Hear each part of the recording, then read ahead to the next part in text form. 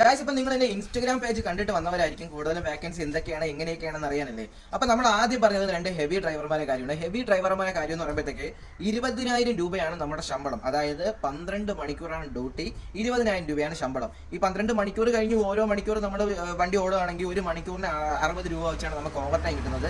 പിന്നെ എന്ന് പറയുന്നത് നമ്മുടെ എല്ലാവരും പറയുന്നുണ്ട് ശമ്പളം വളരെ കുറവാണെന്ന്. എനിക്ക് ശമ്പളം കുറവാണെന്ന് എനിക്ക് തോന്നിയിട്ടുണ്ടെന്ന് അറിയില്ല.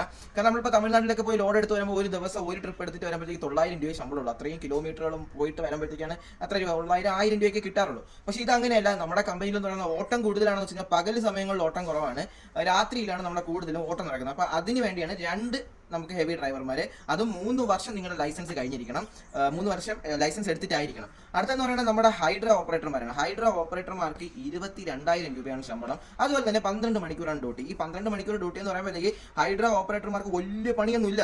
ഒന്നും നമ്മളെ സേഫ്റ്റിയുടെ കാര്യങ്ങളൊക്കെ എടുത്ത് ഇങ്ങനെ വെക്കാനും കമ്പി എടുത്ത് തൂക്കി കൊടുക്കാനും ഇങ്ങനത്തുള്ള ചെറിയ ചെറിയ പണികളുണ്ട്. അപ്പം അതും കുറച്ചെങ്കിലും ഒരു എക്സ്പീരിയൻസ് വേണം. 22,000 രൂപയാണ് ശമ്പളം. പിന്നെ നമ്മൾ വന്നിട്ട് നമ്മൾ അടുത്ത പറയുന്നത് JCB ഓപ്പറേറ്റർമാരാണ്. JCB ഓപ്പറേറ്റർമാർ എന്ന് പറയുമ്പോൾ 3 വർഷമെങ്കിലും നമ്മുടെ എക്സ്പീരിയൻസ് വേണം.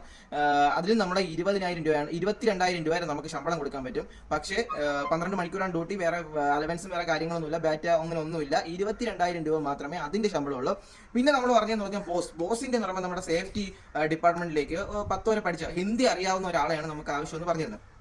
അങ്ങനെ ഒരാളാണെങ്കിൽ പുള്ളിക്കാരന് നമുക്ക് 15,000 മുതൽ 18,000 വരെ നമുക്ക് ശമ്പളം കൊടുക്കാൻ പറ്റും. ഈ 18,000 വരെ എന്ന് പറയുമ്പോഴത്തേക്ക് നമ്മുടെ ഒരു ജോലിയും ചെയ്യേണ്ട ആവശ്യമില്ല. നമ്മൾ വെറുതെ ആൾക്കാരെ കൊണ്ട് ജോലി ചെയ്യിപ്പിക്കുക. അതായത് നമ്മുടെ കുറെ ഹിന്ദിക്കാരെ നമ്മുടെ കൂടെ തരും. ചിലപ്പോൾ ഞായറാഴ്ചയൊക്കെ ഒരു 10 ഹിന്ദിക്കാരെ നമ്മൾ തരും.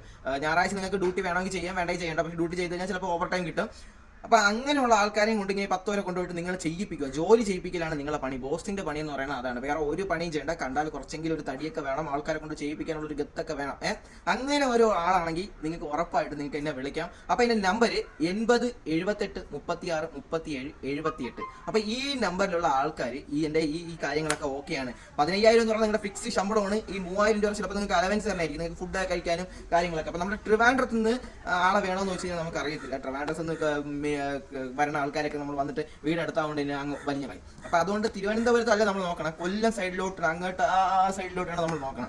അപ്പൊ ആഗ്രഹമുള്ളവരാണെങ്കിൽ ഉറപ്പായിട്ടും നമ്മുടെ ഫോൺ നമ്പർ കൊടുത്തിട്ടുണ്ട്. ആ ഫോൺ നമ്പറിലേക്ക് ഒരു കോൾ ചെയ്യുക. ബാക്കി കാര്യങ്ങളൊക്കെ അപ്പടി ഞാൻ ഡീറ്റെയിൽസ് ആയിട്ട് പറയാം. പിന്നെന്താ, എൻ്റെ യൂട്യൂബ് ചാനൽ നിങ്ങൾക്ക് ഇഷ്ടപ്പെടുന്നുണ്ടെങ്കിൽ നിങ്ങൾ എല്ലാവരും ഒന്ന് ലൈക്ക് ചെയ്യുക, പിന്നെ കമന്റ് ചെയ്യുക, പിന്നെ പറ്റുമെങ്കിൽ നിങ്ങളൊന്ന് സബ്സ്ക്രൈബ് ചെയ്യുക. അപ്പൊ നിങ്ങളുടെ ഒരു സപ്പോർട്ടാണ് എൻ്റെ ഏറ്റവും വലിയ വിജയം. ഓക്കെ, അപ്പൊ പുതിയൊരു വീഡിയോ വരുന്നവരെ, പുതിയൊരു വേക്കൻസി വരുന്നവരെ, ബൈ.